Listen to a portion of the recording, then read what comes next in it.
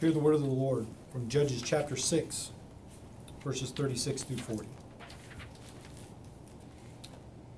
Then Gideon said to God, "If thou wilt deliver Israel by my hand, as thou hast said, behold, I am laying a fleece of wool on the threshing floor.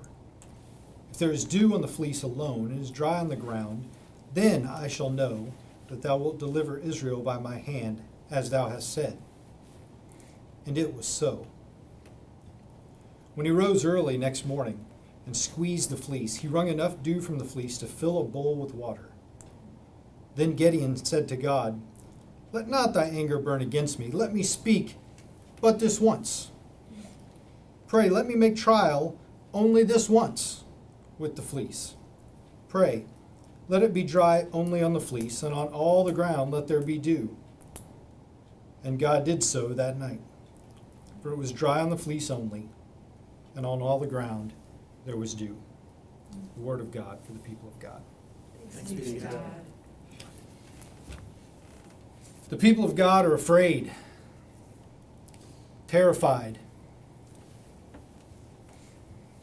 They're afraid of invasion. They're afraid of political downfall.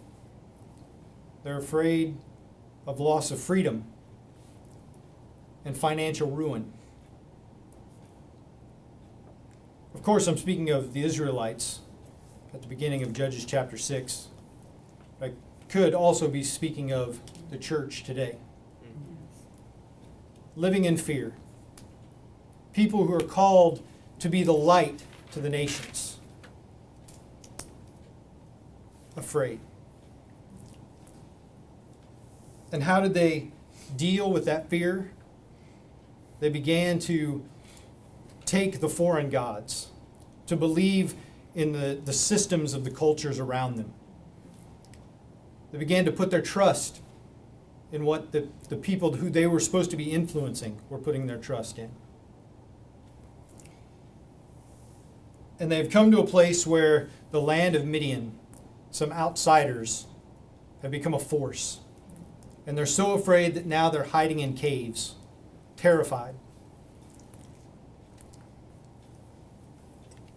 And what do? They call out to God, the God who has delivered them time and time again. They call out to God, and God enters the story. God enters the story by having contact with a man named Gideon, who, when we find him, is hiding his possessions, terrified.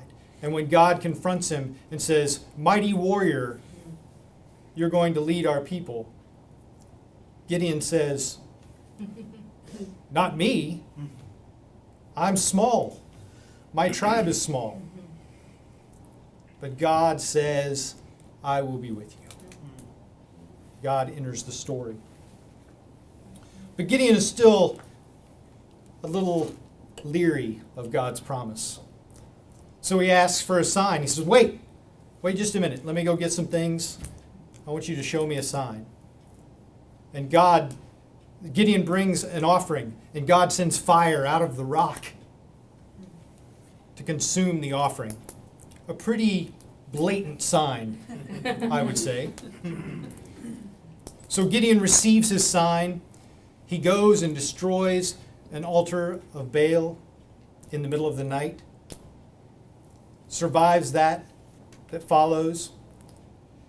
And then you see an interesting number of events take place. The Spirit of the Lord comes on Gideon, and he calls his army, and the army flocks to him. And the army of Midian has moved into the valley, and we've set the scene for a giant battle. And if Spielberg were to write the next part, you would have a big fight sequence. But instead, we see the passage that we looked at tonight. Gideon says to God, in what seems like a one-sided conversation, he says,